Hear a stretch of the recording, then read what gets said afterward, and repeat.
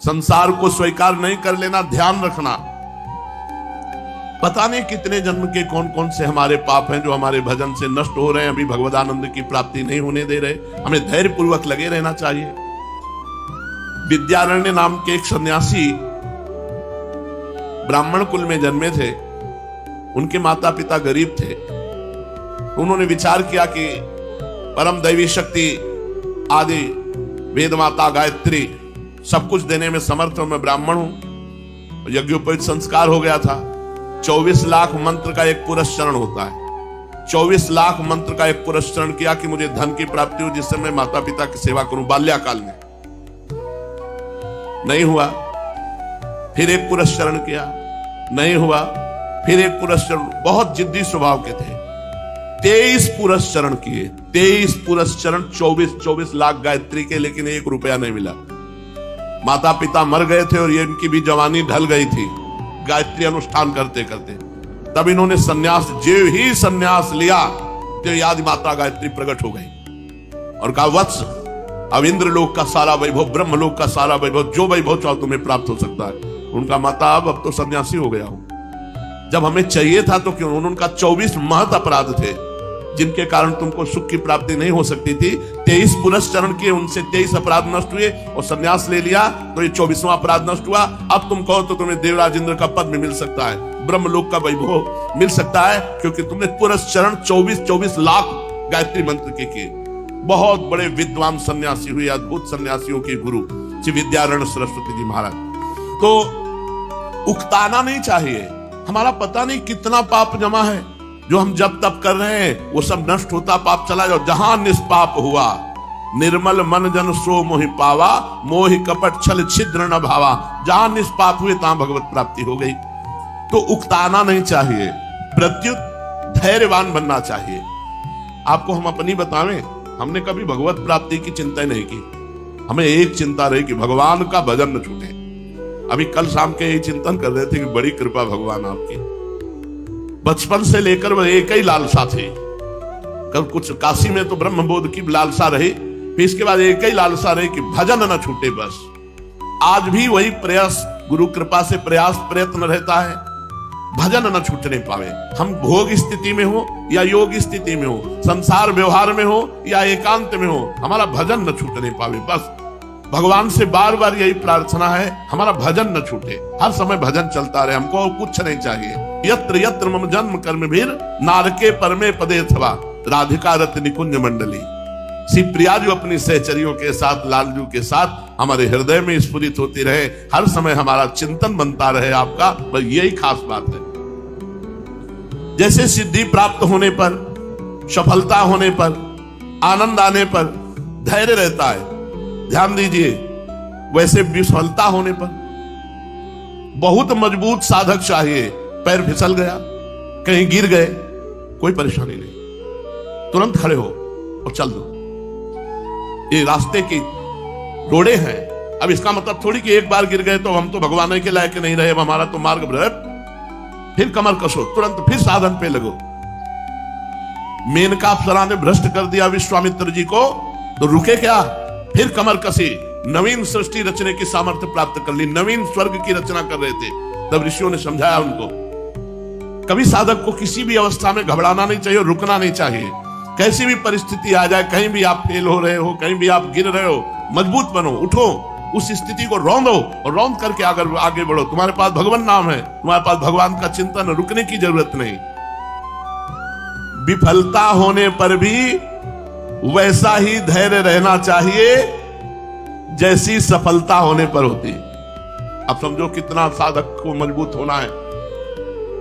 अपने मन की बात किसी से कहे ना, अगर कहीं हार गया तो फिर कमर कसे, दांती पीस करके फिर चले, फिर हार जाए फिर दांती पीस के चले। हम 1000 बार चलेंगे, हम अविनाशी के बच्चा हैं, हम हार नहीं स्वीकार करेंगे। हमारा स्वभाव रहा है, हमने जो जिद पकड़ ली, चाहे मरना पड़े हम उस जिद पे डटे ही रहे। हटना हमारा स्वभाव नहीं रहा। यार अब मैं थक गया, ऐसा स्वभाव नहीं रहा। बहुत विश्वनाथ जी की कृपा रही, विश्वेश्वर भगवान काशी नाथ की बड़ी कृपा रही। ये जिद्दी स्वभाव हमें आगे बढ़ाया है। धैर्य नहीं छोड़ना किसी भी स्थिति में। विफलता होने पर भी वैसा ही धैर्य रहना चाहिए वर्ष के वर्ष बीत जाएं, देख लो, बहुत ध्यान से सुनो, आनंद आ जाएगा।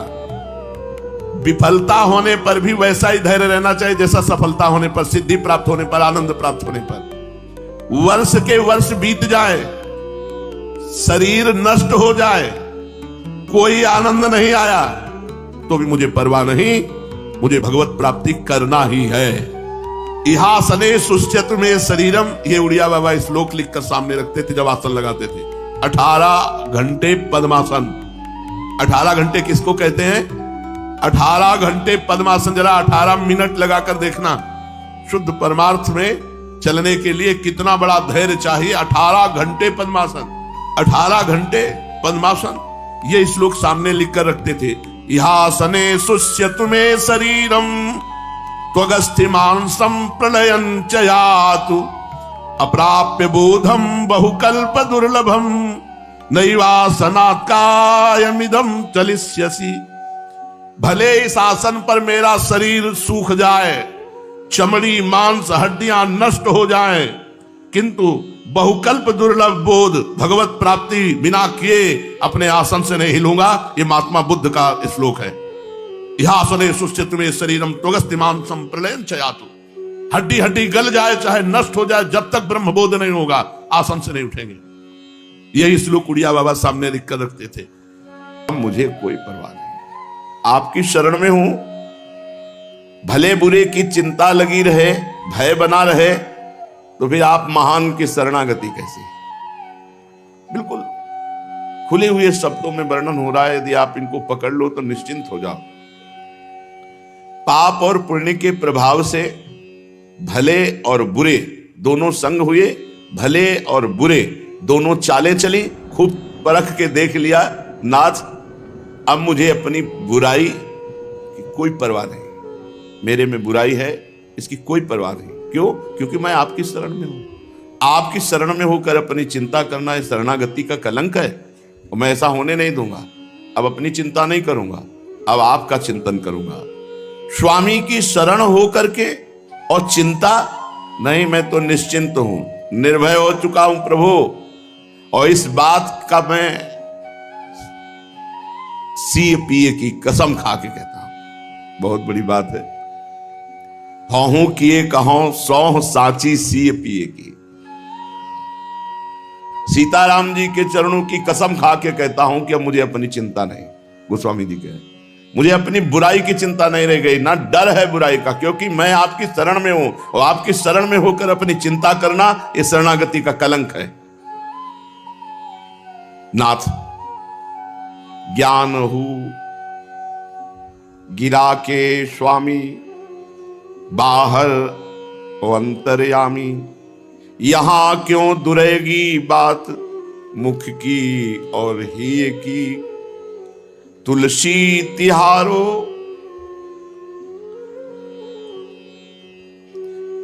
तुम ही पे तुलसी के हित। ऐसे महापुरुष है अद्वितीय, बस यही हृदय की स्थिति चाहिए। तुलसी तिहारो तुम ही पे तुलसी के हित, राखी कहो हो तो जो पे होए हो माखी घी की। प्रभु मैं सच कह रहा हूं, भला आप सर्वज्ञ के सामने बनावटी बात चलेगी क्या? आप तो सर्वज्ञ हैं। ज्ञान हु गिरा के स्वामी, बाहर अंतर्यामी। आप ज्ञान और वाणी की जो स्वामिनी सरस्वती, उनको भी बुद्धि देने वाले हैं। सरस्वती को बुद्धि किसने दी? प्रभु ने। गिरा की स्वामी आप वाणी के, और वाणी की अधिष्ठात्री देवी सरस्वती उनके भी स्वामी हैं, उनको भी ज्ञान देते हैं। तो नाथ आप बाहर की तो सब जानते हैं, भीतर की भी सब जानते हैं, क्योंकि आप अंतर्यामी हैं। ऐसा नहीं है कि तुलसी मुंह से कुछ और कह रहा है, हृदय से कुछ और हो। तो आप जानते हैं, आप ये बात जानते हैं, आपसे छिप नहीं सकती, आपसे कपट नहीं चल सकता। ये तुलसी आपका है, और हित होगा तुलसी का तो सिर्फ आपसे होगा। इसमें यदि कोई कपट रख करके कह रहा हूं तो घी की माखी की गति पाऊं। जैसे मक्खी घी में गिरी तुरंत मर गई, उसी प्रकार मेरा लोक परलोक सर्वनाश हो जाए। ये जो मैं थोड़ी भी बनावटी बात कहूं, आप अंतर्यामी हृदय के हैं, जानते हैं। फिर बहुत जोर की बात है इस पद में। नाथ आप हृदय की सबकी ठीक ठीक बात जानने वाले हैं। मेरी बुद्धि पवित्र कुमारी कन्या है और ये पतिव्रता की भांति आपका वर्ण करती है, और भरोसा सिर्फ आपका, और कर्मों में रुचि उसी कर्म में जिससे आपकी अनुकूलता हो, आपकी प्रसन्नता हो। ये बिल्कुल ठीक शरणागत का जीवन है। नाथ पाप और पुण्य के प्रभाव से भले और बुरे संग दोनों प्राप्त हुए, दोनों चालों चली और परख के देख लिया, कुछ नहीं। परख के देख लिया, दोनों चालें चल के कुछ नहीं। इसलिए अब मुझे कोई सोच नहीं, कोई शंका नहीं, अपनी बुराई की चिंता नहीं, क्योंकि मैं आपकी शरण में हूं, और जो आपकी शरण में है अपनी चिंता करता है वो शरणागति का कलंक है। और ये मैं बात बनावटी नहीं कह रहा, आप बाहर और भीतर की अंतर्यामी हो, जानने वाले हो। अगर मैं जरा भी झूठ बोल रहा हूं तो मेरा लोक परलोक सब नष्ट हो जाए। तुलसी सिर्फ आपका है, और तुलसी का हित मंगल सिर्फ आपसे ही होगा, ये पक्की बात। भगवान से बात कर रहे हो, भगवान की शपथ खा के कहते हैं, सीतानाथ आपकी शपथ खा के कहता हूं, तुलसी का हित सिर्फ आपसे होगा, तुलसी सिर्फ आपका है। बस ये बात बैठानी होती है, ज्यादा इसमें प्रपंच नहीं है। ये बात हृदय में बैठानी होती कि मैं प्रियालाल का, प्रियालाल मेरे, बस। अब हमको अपनी कोई परवाह नहीं, कोई चिंता नहीं, बस प्रभु के भरोसे। कब तक हम बोझा ढोते रहे, हम ये ऐसे, हम ऐसे, हम ऐसे, अब ये नहीं विकास ठीक हो रहा, ये नहीं, ये कब तक रोना धोना, सब संभालो। बुरे भले हम जैसे, हे हरि तेरे, बस। भरोसा दृढ़ है कि मंगल होगा, परम मंगल होगा। आज तक किसी का मंगल नहीं हुआ। जो द्वेष करके, क्रोध करके, भगवान से नफरत करके जुड़े, उनका मंगल हो गया, उनका चित्त जुड़ा। भगवान को मारने की चेष्टा करने वालों को भी परम पद मिला। फिर जो भाव से भगवान से जुड़े हैं, उनका मंगल। अब हमें अपनी परवाह नहीं, अपनी चिंता नहीं। शरणागत को अपनी चिंता नहीं होती, वो निर्भय, निश्चिंत, निशोक होता है अपने आराध्य देव के बल पर। तो श्रीपाद कह रहे हैं कि वृंदाटवी भुवन पावन कीर्ति वृंदा, वृंदार कैर सुलभा यदि भाग्य लब्धा। त्रिभुवन को पावन करने वाली ये वृंदाटवी है। बड़े सुंदर भाग्य वाला पुरुष है जिसको वृंदावन आने को मिला, वृंदावन में बैठ के सत्संग सुनने को मिला। फिर निर्णय हुआ प्रिया प्रीतम की उपासना, फिर हृदय में दृढ़ता आई और वृंदावन वास स्वीकार कर लिया। तो बोले आराधयात्र रसतः साराधया, श्री गोविंद मिंदु चयनिंदि मुखारविंदम। कोटि कोटि चंद्रमाओं की भी शोभा को हे कर देने वाले युगल सरकार, राधया सह गोविंद और किशोरी जी जहां अद्भुत विलास कर रहे हैं, ऐसे वृंदावन का वास, आश्रय बड़े भाग्यशाली को प्राप्त होता है। वृंदावनम सकल भाग्यवताम वरिष्ठैर लभ्यम सुरभ्यन अनिल पावित सर्वसभ्यम। अनिल वायु, यहां की वायु जिसको स्पर्श कर लिए है वो परम पवित्र हो जाता है। अन्य तीर्थों में तो अवगाहन करे, स्नान करे, अमुक अमुक सिद्धांतों का पालन करे, तब कहीं दीर्घ काल में फल की उत्पत्ति होती है। यहां कह रहे हैं यहां तो वायु स्पर्श करते ही उसके सारे पाप नष्ट हो जाते हैं। और वृंदावन ये कल्पतरु है, यहां जो कामना करोगे और आराधना करोगे तो वो कामना पूर्ण हो जाएगी। ये धाम सबकी कामनाएं पूर्ण करता है, प्रिया प्रीतम की भी। तो अपने तो जीव हैं, वृंदावनम सकल भाग्यवताम वरिष्ठई, जितने भाग्यवान अपने को मना रहे हैं, कोई बड़े बड़े पद प्राप्त करके, कोई ऐश्वर्य, कोई अपनी कामनाओं की पूर्ति की, हम बड़े भाग्यशाली, हम बड़े भाग्यशाली। लेकिन श्रीपाद कह रहे कौन भाग्यशाली? बोले वही भाग्यशाली जिसे वृंदावन मिल गया, जिसे धाम का सानिध्य मिला, धाम का वास मिल गया। तो वृंदावनम सकल भाग्यवताम वरिष्ठम, समस्त भाग्यशालियों में श्रेष्ठ भाग्यशाली वही जिसे भगवत धाम मिल गया। क्योंकि यहां की वायु भी स्पर्श करके निष्पाप कर देती है। लोभ्यम परेश रमयोरपि सर्वभावा, रमापति भगवान नारायण भी लोभयो, वो भी लुभायमान है वृंदावन में। वृंदावन की अद्भुत कुंज निकुंज शोभा, वृंदावनाधीश्वर की अद्भुत लीला विलास, ये देखकर वो भी लोभ्यम लुभायमान है। शोभ्यम प्रशांत हृदयेन सदा वसंतु, तो तुम्हारा हृदय इस बात में आनंदित हो जाए कि अब कभी वृंदावन का हम आश्रय सानिध्य वास नहीं छोड़ेंगे। क्योंकि रमापति भी जिस वृंदावन की शोभा सौंदर्य और आनंद के लिए लुभायमान है, जहां की वायु ही परम पवित्र कर देती है, जहां का आश्रय और वास भगवत प्राप्ति करा देता है, ऐसे दुर्लभ वृंदावन का सानिध्य कदापि नहीं छोड़ेंगे।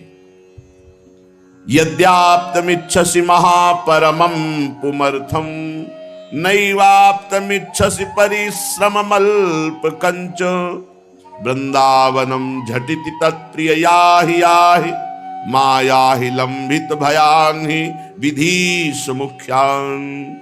यदि तुम्हें चारों पुरुषार्थ नहीं चाहिए, धर्म अर्थ काम मोक्ष, तो वृंदावन की इच्छा करो।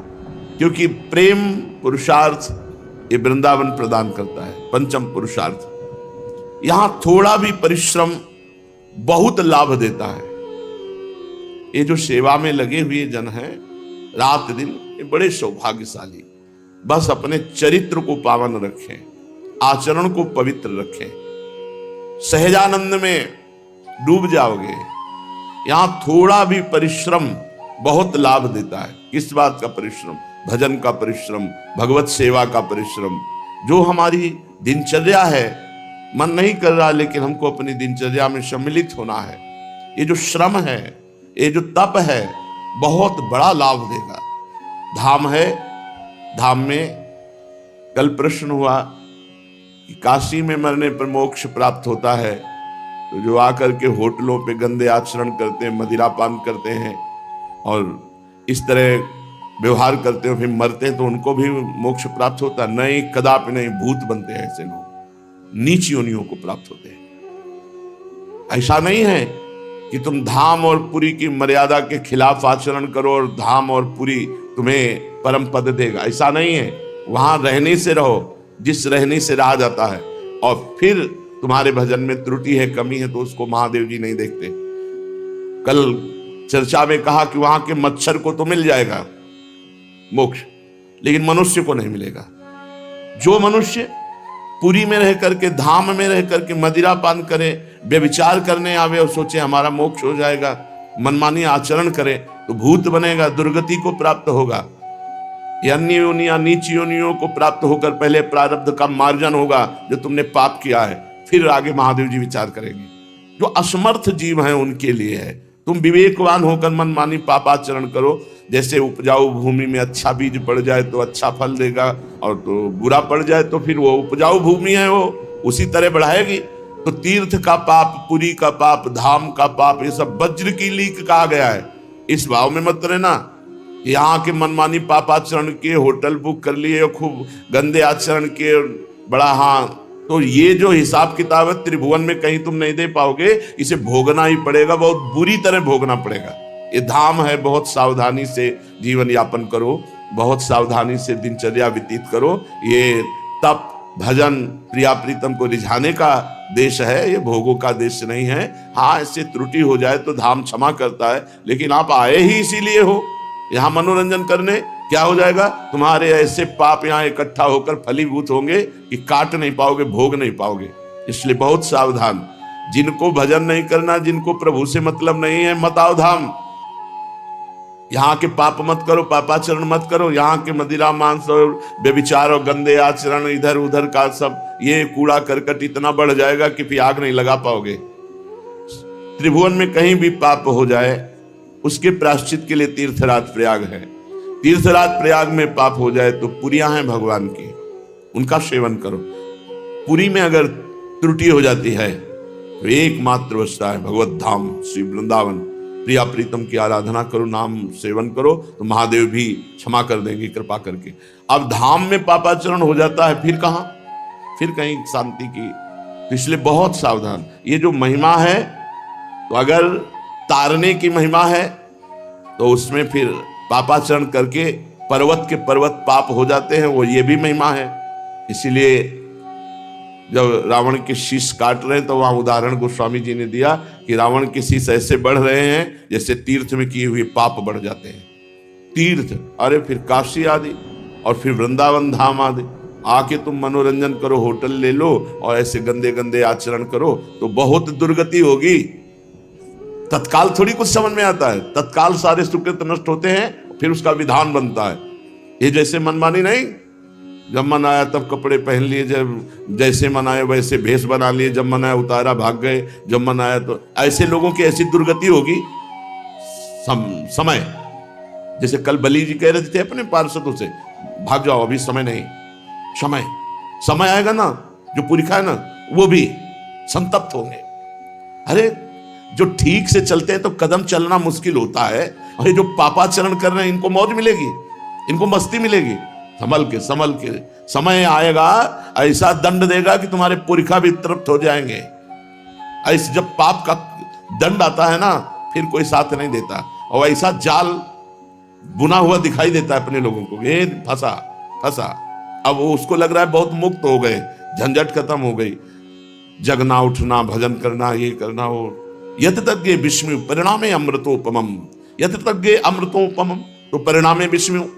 जिसका अमृत जैसी शुरुआत हो, भोग पाप ये सब अमृत जैसे लगते हैं, इनका परिणाम विष जैसा होगा।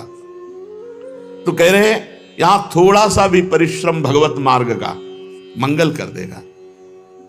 इसलिए प्रिया प्रीतम बड़े कृपालु, श्री वृंदावन धाम बड़ा कृपालु, इनकी शरण में हो जाओ, अन्य आश्रय मत लेना, क्योंकि अन्य आश्रय सामान्य फल दे सकता है, भगवत प्राप्ति नहीं करा सकता। वृंदावन धाम प्रिया प्रीतम का आश्रय ये सीधे भगवत प्राप्ति कराता है। चलते हैं, श्रीमद् भागवत महापुराण प्रसंग चल रहा है। महाराज परम उदार परम यशस्वी महाभागवत बलि जी महाराज, प्रणाम है, कोटिशा प्रणाम है। ऐसी निष्ठा भक्ति की तो प्रहलाद जी के पौत्र में ही पाई जाएगी, दूसरी जगह मिलना बड़ा कठिन है।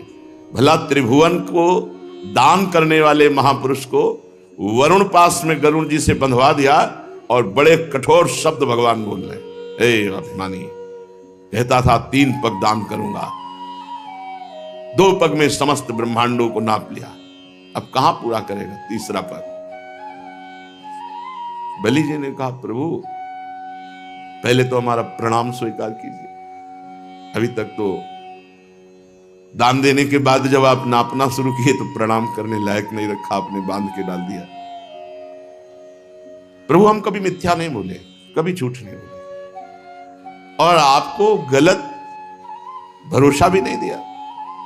3 पग पृथ्वी का कहा तो आप स्वीकार करते हैं, 2 पग में सब कुछ नाप लिया, अब 3रा पग संपत्तिवान को नापिए, मुझे अपना श्री चरण मेरे मस्तक पर रखिए। इसी समय प्रहलाद जी आंखों से आंसू छलक रहे हैं, आनंदपूर्ण हृदय से सिर झुकाए हुए भगवान को साष्टांग दंडवत किया जाके। प्रहलाद जी को देख करके भगवान मुस्कुराए। प्रहलाद जी ने कहा, प्रभु आपने ही बलि को ऐश्वर्यपूर्ण इंद्रपद दिया था, तो आपने ही ले लिया, तो आपका लेना सुंदर और आपका देना भी सुंदर था।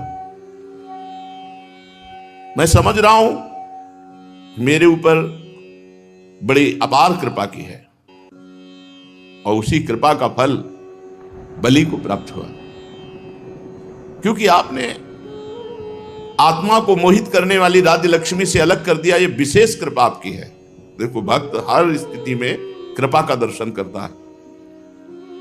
यया हि विद्वानमपि मुह्यते यतस्तत्को विचष्टे गतिमात्मनो यथा तस्मै नमस्ते जगदीश्वराय वै नारायणाखिल लोक साक्षिणे।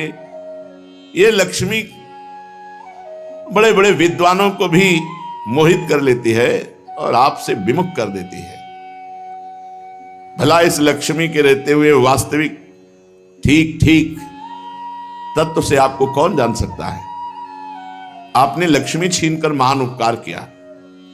हे समस्त जगत के महान ईश्वर, सबके हृदय में विराजमान, सबके परम साक्षी भगवान श्री हरि, मैं आपको नमस्कार करता हूं। प्रहलाद जी नमस्कार करके अंजलि बांधकर खड़े, उनके सामने भगवान वामन जी। इतने में राजा बलि की परम साध्वी पत्नी विंध्यावली अपने पति को बंधा देकर भगवान के चरणों में प्रणाम किया, हाथ जोड़ करके मुंह नीचा करके भगवान से बोली, प्रभु आप अपनी क्रीड़ा के लिए इस संपूर्ण जगत की रचना करते हैं। वो कुबुद्धि हैं जो अपने को इसका स्वामी मानते हैं। स्वामी तो आप ही हैं। एक से एक भक्त है, पूरा परिकर महान भागवत है।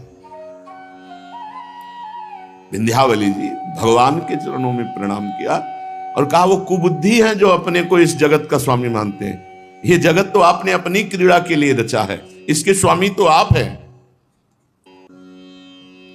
जब आप ही इसके करता है, भरता है, संघरता है, तब आपकी माया से मोहित होकर अपने को झूठ मूठ स्वामी मानने वाला निर्लज्ज आपको क्या अर्पण करेगा, क्योंकि आप ही स्वामी इसके।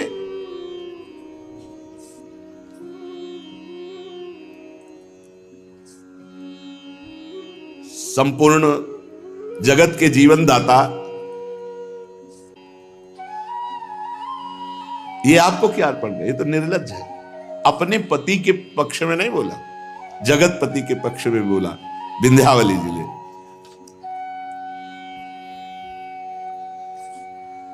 उसी समय श्री भगवान के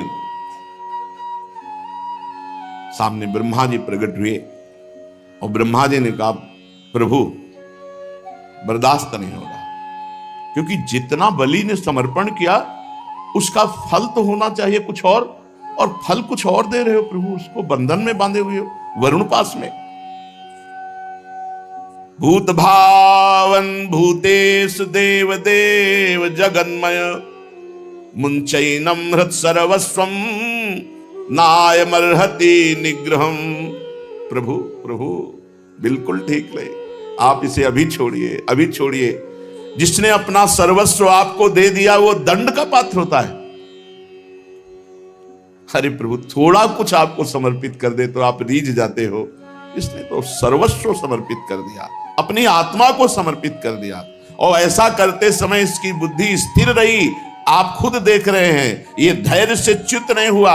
प्रभु जो मनुष्य सच्चे हृदय से एक अंजुलि जल चढ़ा दे, एक दूब चढ़ा दे, दूर्वा दल चढ़ा दे, तो उसको उत्तम गति प्राप्त होती है। और बलि को बंधन, सर्वस्व दे दिया, बंधन, त्रिलोकी का दान करने वाला, ऐसे दुख को कैसे प्राप्त हो सकता है। प्रभु प्रभु बस। भगवान वामन जी मुस्कुरा दिए और कहा कि ब्रह्मन यमनुग्रहणामि तद्दिशो विधुनोम्यहम। बहुत ये कठिन है सुन करके आनंदित होना। यन्मदः पुरुषः स्तब्धो लोकम माम चावमन्यते। ब्रह्मा जी मैं जिस पर कृपा करता हूं तो ऐसा ही करता हूं। चाहिए कृपा, जिस पर कृपा करता हूं ऐसा ही करते। बिल्कुल खूब आनंद करो, खेलो प्यारे, आपका है सब कुछ है, कैसे भी खेलो आपका है। जोई जोई प्यारो करे सोई मोहि भाव। भक्ति में समर्पण जितना जोर का होगा उतना ही शीघ्र